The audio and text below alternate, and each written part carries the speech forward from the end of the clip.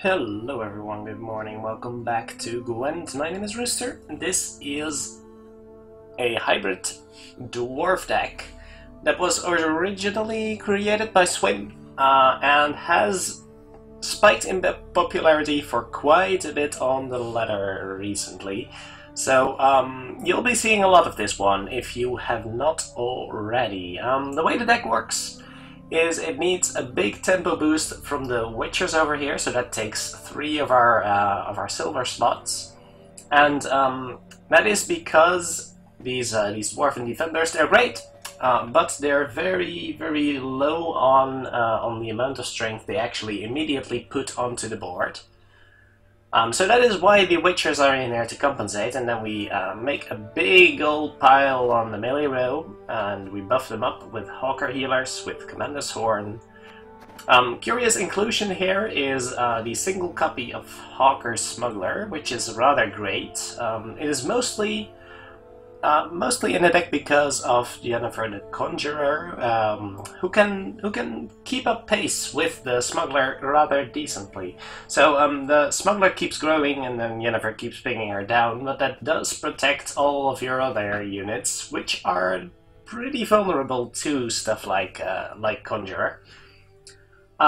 A few recent changes to the deck is the addition of Yevon instead of who's her face again? Instead of this one. There we go, Radovid. I'm bad at names, forgive me. So Yevon taking her place, and also the addition of Cleaver. And mostly Cleaver because of the mirror matchup, where Cleaver can remove Adrenaline Rush from another minion, as well as lock down certain other key units. He's good against cows, he's good against a lot of other good stuff. He's been surprisingly decent.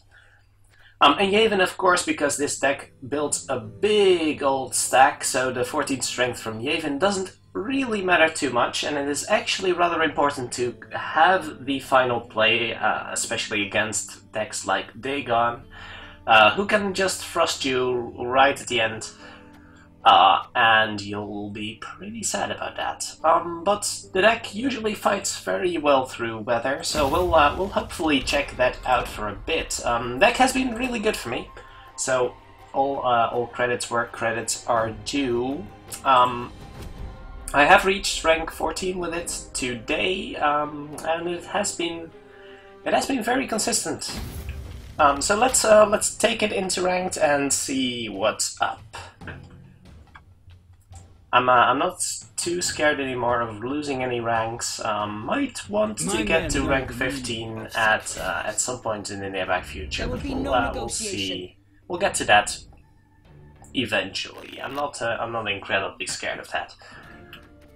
So, what are we looking for in the mulligans? We're looking to, well, first of all, let's check what we're up against. We're up against Nilfgaard, which means that we don't really need the first lights as much. We're looking to throw that away. Hawker Healers, we would rather get to the Hawker Healers with the first lights and the mercenaries in our deck.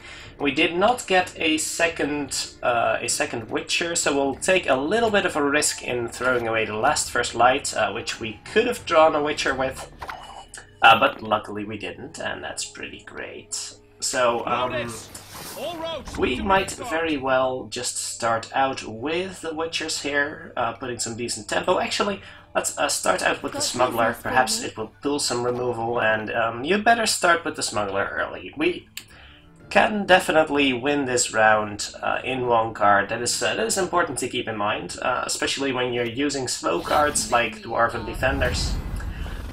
You want to keep up with your opponent on the board, and they just added up to 13, so if we would Dwarf right now, well then we can still grab the round with Witcher if he passes, but I would prefer using Yorveth to kill Ciri most of all, so let's go and get started with that. Now, Nilfgaard decks are known to actually use Damrichem Shackles reasonably often, actually.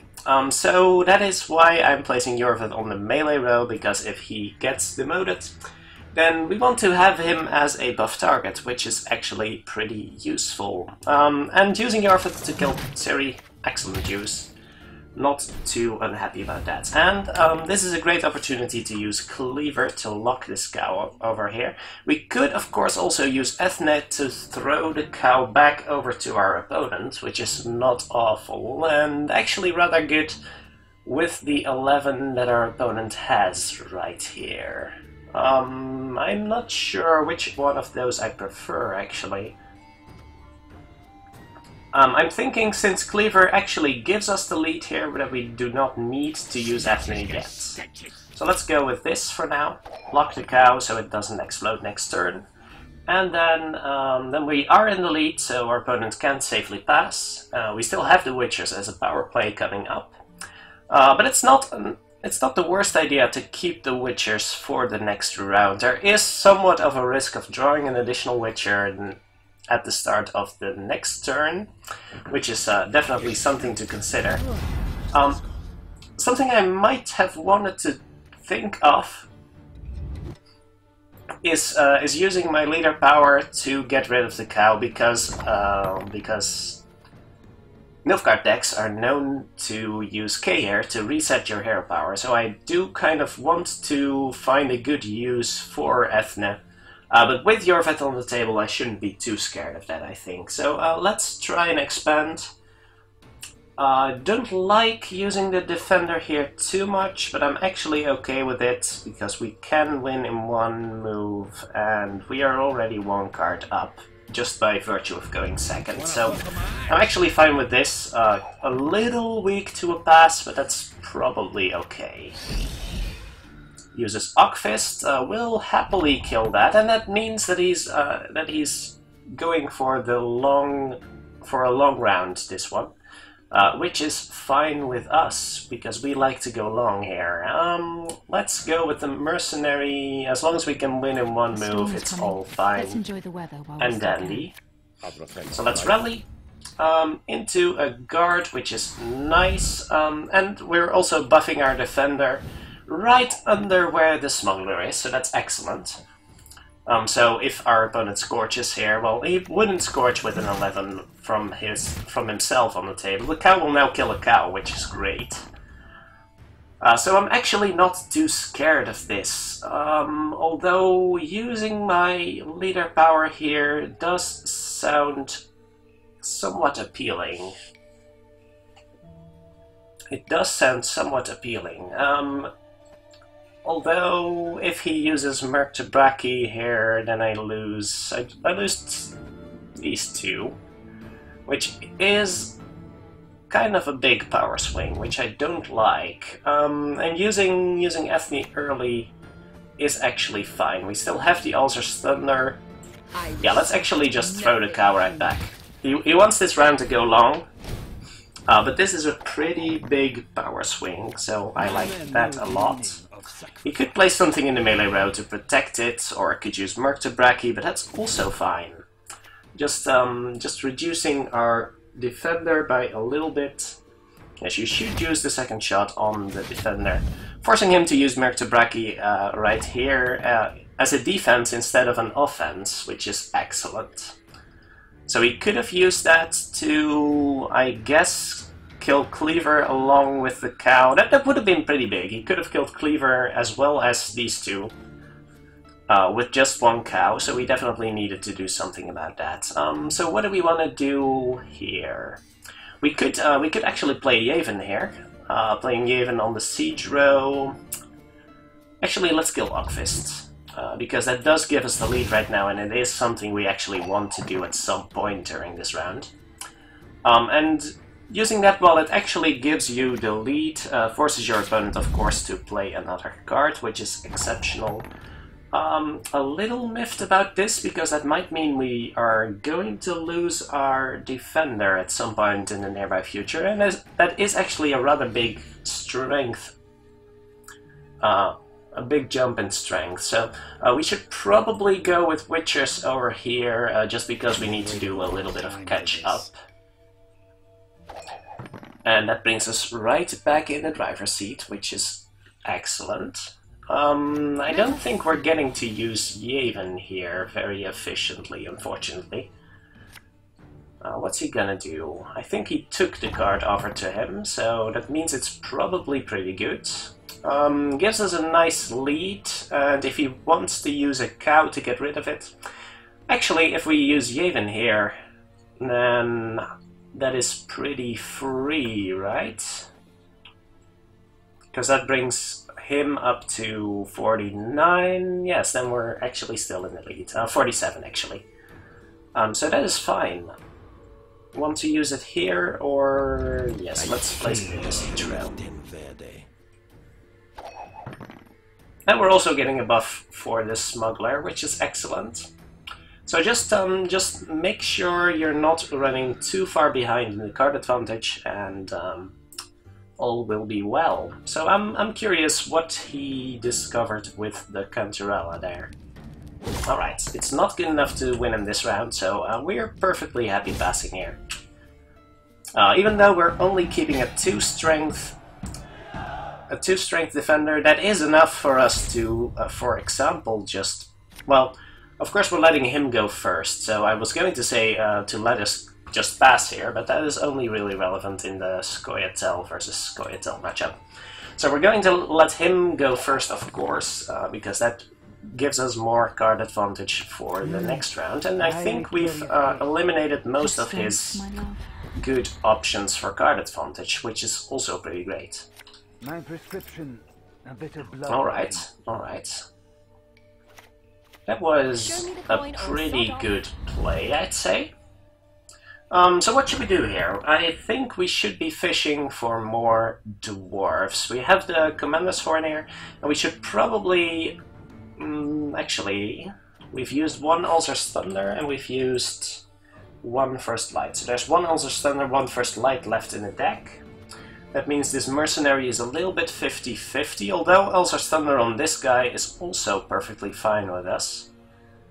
So actually, let's use the mercenary first. Have strength, my love. Because pulling the Thunder here is actually pretty good.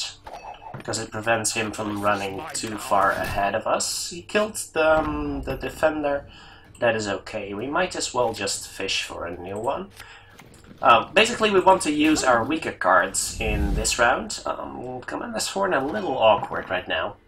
We want to use our weaker cards, basically to force him to expend resources, and then in the final round we should have at least one good card, such as Triss over here. And then I'm tempted to go with a Glice into... Yes, a Glice into First Light, trying to fish for a dwarf, basically. And I think that's okay. If we manage to pull any minion, he's not going to feel safe enough. Not yet recovered. So let's go with this. We could have also used a Glice into... Exactly, that's what I was hoping for. So now we've got a pretty good Commander's Horn next turn. Oh, okay, he used Johnny on a silver. I was a little confused there as to why the Witcher didn't pull any other Witchers, but this is definitely worth using and forces him to expend his last card. It might not even be enough to give him this round. It actually is, but that means we can just grab the win right here. It's not necessary to go to the final round even. And that is how this deck wins surprisingly often. Alright, that was actually a really good introduction, I feel. So now it's time to lose a couple games, because that's usually how it goes, for me at least, when I'm making videos about stuff. That is a plus 56, that's excellent. Alright. I was basically prepared to go on a losing spree on video right now after reaching rank 14, but I would say that...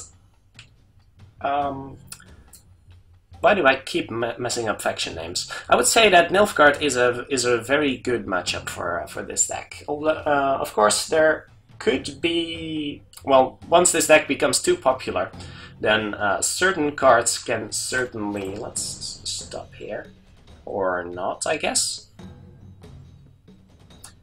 The reason why you would want to stop searching at around the 30-second mark, of course, is because at that point the expanded queuing goes in. I'm not really sure what the correct wording for that is, but basically opponents will be chosen from a bigger pool than just people around your MMR, and that makes for a bit more lopsided matches. So that means that you're losing a lot of MMR if you're losing the match and gaining very little if you're matched against someone much lower than you. And people much higher than you, well, you're first of all more likely to lose that one. Let's throw the first light here. Cleaver is also rather bad against Northern Realms, but let's throw a Witcher first, because we definitely don't want to draw the final one. I've taken the risk. Sometimes it comes back to bite you and you'll be stuck with 2 Witchers in your hand, but that's a small price to pay. If it's not necessary, then you should probably not use the 3rd mulligan. But so let's keep in mind here that we can safely use a Dwarf as long as we can catch back up with Witchers. So it's actually fine to use a Defender first. Kind of forcing him to use some removal on it, otherwise we'll be able to buff it out of range, which is excellent. And if he uses a Scorch on one of our defenders, well, that's gonna happen anyway. It's a little sad, of course, but yeah, if he has a Scorch in his deck, then it's gonna land on the defender sooner or later. I guess it might land on a Smuggler. Yeah, in which case that would be pretty good. Let's go and buff this guy up. Because we don't want to lose it to another Ballista, might as well make him waste an Ulcer's Thunder at the very least. Let's go with this. Ulcer's Thunder are most likely going to snipe your defenders, and that's just the sad truth of the deck. But if they don't have enough of those, then you could be in a pretty good spot. Now, we don't have the perfect answer against the Yennefer Conjurer. What we could do is play Triss here and see if he wants to Radovid Triss. Otherwise we can use Ethnic to kill Yennefer, and that could be worth it.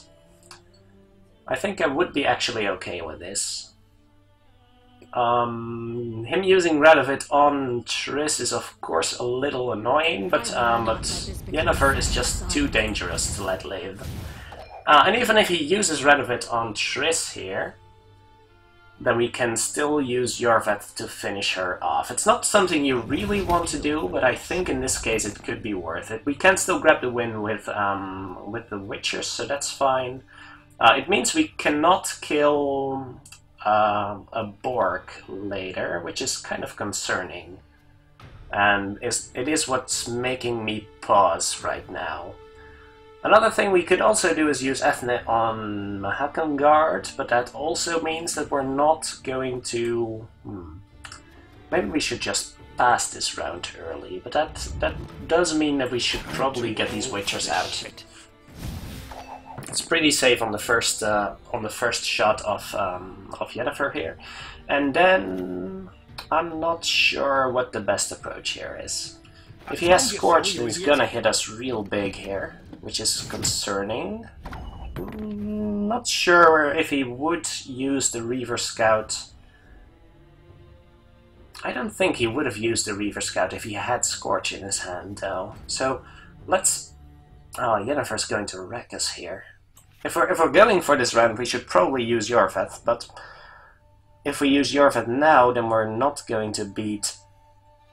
Then we're not going to beat a Borg.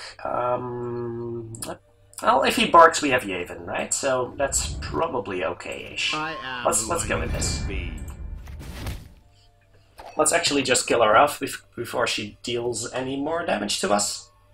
And yeah, it's a bit of a gamble, because that means that we're not going to be able to kill Borg with it. I'm not sure. He expended a lot of resources to kill our defender there, so that's good.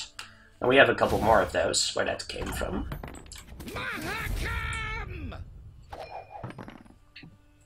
Alright. Well, he's got a lot of resources to kill to kill those also. And wow, we are way behind all of a sudden. Yeah, that's the disadvantage. Should we use Yavin here? We should probably use Yavin here because we won't be able to build such a. Actually, if we mercenary into Commander's Horn, we're all of a sudden ahead again. So let's just use the mercenaries and see if we can catch up. Because getting a Commander's Horn or even a healer does the job here. Excellent. Yeah, so I shouldn't throw in the towel that early. Yeah, we do want to spend the additional mercenary. He's going to draw a card of Osiri, which is annoying, but that can't really be prevented anyway. So not much we can do, but we could use Ethna on the healer, which would be okay. We're still really vulnerable to Scorch, but there's not much we can do about that, unfortunately. No more Dwarven Defenders left, so we really want to win this round, right? In that case, we should probably... What do we find with the Mercenary? It is pretty much up in the air. We could find a lot of stuff. Commander's Horn would be a bit overkill. Have strength, my love. Also, Thunder in this case is actually the worst result, but still enough to give us the lead, so that's kind of okay. Alright, let's see what he's up to.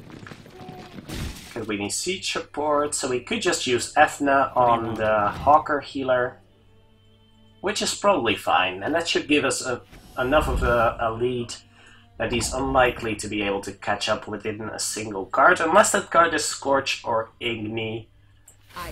But that is probably worth going for. We're going really deep here, and I'm a little scared, but I do think this is the way that we're going to win this matchup, by going pretty deep in the first round. Alright. So, we've got a pretty good card for the second round, which we're not interested in winning anyway.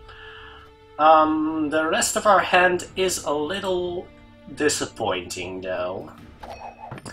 But I'm pretty confident that we can make him spend at least one more card after his first. He can't take the risk of us having enough strength to beat his one card plus Yavin, I think. We really want to use Yavin here, and he's going to take a big risk. Yeah, he can't possibly do that. That is just a really bad idea. How are things? Alright, that is a pretty strong opener, I will admit. That is a pretty darn strong opener. So, a little annoying, but I still don't think he can take the risk, so let's just play Yavin here. We're never not going to play Yavin. So that's a thing. Saskia here is decently strong. You stand before royal majesty. Alright, he's using Stennis, so that's... Well, we can pull one more card out of him, I think. Because Saskia here is a 14. So that means we're on 26 after playing Saskia, so this just gives us the win straight up. Which is excellent. Should we just shoot Yavin? We should probably just shoot Yavin, yeah. Just getting the maximum value here. If he plays a very weak card, I guess we can commit the Commander's Horn, because it's not going to be too good for us next round anyway. We could keep it around. I'm not really sure what the right approach is here. So trading Commander's Horn for Elzer's Thunder for Elzer's Thunder. Saskia is still... It's a 5, it's a 6, actually a 15, so we're on 20, so Commander's Horn does give us the win if he chooses to pass. So let's go for that. He has to play a card here or he just straight up loses. And we'll see whether he was willing to take that risk.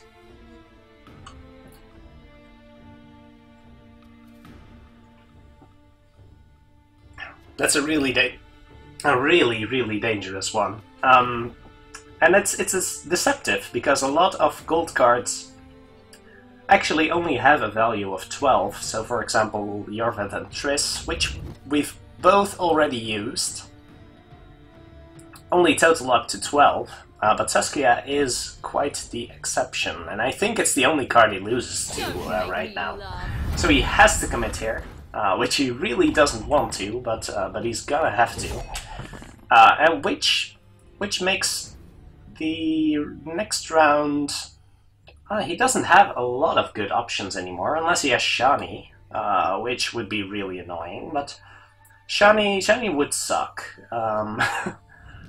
Shani's going to be a 5 and then resurrecting most likely Priscilla, so that's a 9 plus a random card. That's that is going to... I was going to say that's going to make our Saskia much better, but actually it does not really do that. And that is a pretty good card.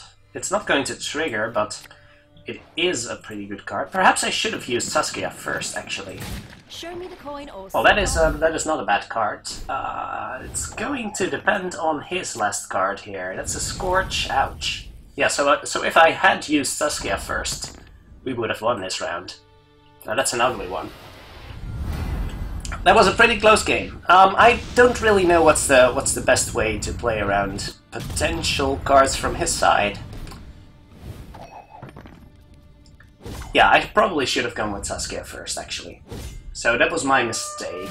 I think there's a lot of ways in which we get punished for playing a bronze unit first, and not a lot of ways for playing a gold card first. So well, the more we play, the more we learn. Let's keep it at that.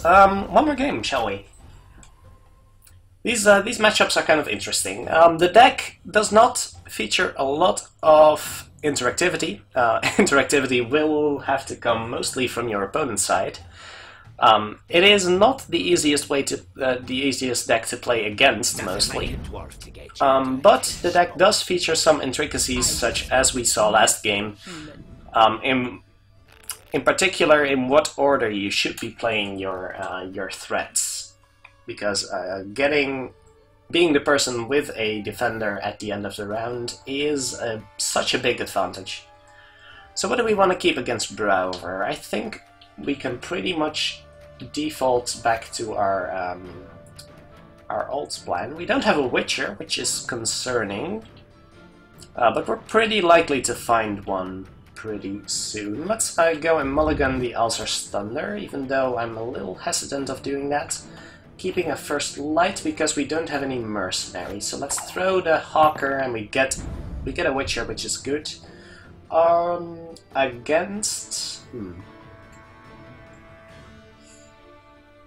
Brouver. What do we expect from a Brouver deck? I wonder. Let's open with Witchers, I think. Or open with a Dwarf. I think we're opening with a Dwarf. We can always play Witchers when he plays Witchers. Although Brouver doesn't want to play Witchers. That's alright, well, using Triss to get rid of a Dwarf, I think I'm okay with that. So let's go with Witchers now. Build a big board so we can take it a little slower after this. Let's see, playing Witchers in Brouver, that's ambitious. That is most certainly ambitious. So we're equal on cards. I really want to save Triss for a possible defender from his side, which means that we're gonna have to take a little bit of a risk in using the first light here, hoping for a mercenary,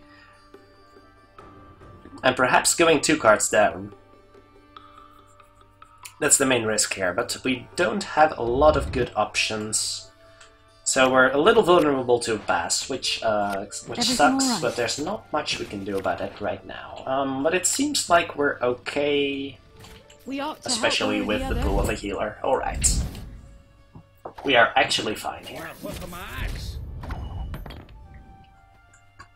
So we can either lock this one or use Triss to kill it. I like using Triss to kill it here. How can I help? Mostly because you really want to lock a dwarf that already has received some buffs. So they've actually committed some resources in making the card bigger. And then you can lock it down, which... Oh, we could just... No, we can't pass here. We're equal on cards. Can we use... We can use Yavin for profit here. because Yavin is going to be a 9 strength on his side, and that is not enough to give him the lead, so I like using Yavin here, especially since he's not using Ethna, which means that he can't just flip it right back, which is excellent. Anytime you can play Yavin without losing your lead is a good time, I think. It also kind of threatens Lacerate, even though these decks rarely run Lacerate, of course. We don't have any dwarves ourselves, which makes me hesitant to commit too much. We could go for Saskia, actually. Saskia gives us 5, costs him 6, 7 even. So that is a 12-21, which does give us the lead immediately, and forces him to commit more before we can lock down his dwarf. I think I like that. Saskia's pretty strong here. Alright, and we'll see. I was a little worried when it didn't immediately update after he... Okay, that's curious. Because we can just flip the healer with Ethna here, which is an excellent use of Ethna, and I think that would be worth it. I don't want to commit too hard on this round, but I do think that's worthwhile, or do we want to use the lock? We really want to use the lock after he's invested more in this dwarf. This is basically just a basic dwarf. It's not good enough. Actually, Elzer's Thunder is not enough here. We could Commander's Horn, but I would like to use that when I've actually got some defenders on the field.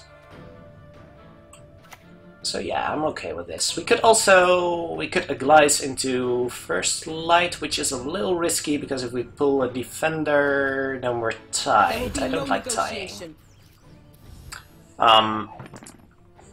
But using the healers without any dwarves to buff is a little risky, though. Okay, so he gained 2 strength over us, which means that if we Alzer's Thunder this guy, that we're back in the lead again, and also denying him a defender to keep for the next round, of course. And now he's buffing up that one. That is a pretty substantial one, though. Are we willing to go down 1 card to win this round? I think we are. We're gonna need 23 to catch up. Commander's Horn is 25, so that means if I lock the defender right now, then I can win the round with Commander's Horn, which is definitely worth a card right now. So we Commander's Horn to win the round, or he plays another card and then we just pass, I think. Unless Commander's Horn still wins us, but that's risky. I kind of like using Aglice here to rally, which could give us a defender, but that is also an acceptable move for the next round, so I don't hate waiting a little bit on that. Let's see what our opponent does. I'm actually curious about that. I don't know what the right move is. Can we count silvers for him? Has he used any silvers yet? We haven't seen any silvers aside from the Witchers. Alright, so he's committing. Does Commander's Horn give us... It does not give us the lead anymore. It does after we use Aglice, though. So Aglice into Rally is still acceptable, because if he passes, then Commander's Horn gives us the round. So that's okay. We can do that. And forcing him to commit into a round where he's not keeping anything on the board is really good for us. Alright, we get a dwarf, that's fine. And if he... okay, he's locking ours. That is acceptable. Do we want to use Commander's Horn giving us 30 strength right now? 30 strength brings us up to 101, forces him to use Brouver, getting to Ruviel, actually, I think. But that's okay. If we can force that from him, then I think we're okay with that. I don't like using the Commander's Horn and the Aglice, but we're both going to be top decking, so... Does he want to use Brouver here? I think he does, and I'm curious as to what Brouver is gonna get.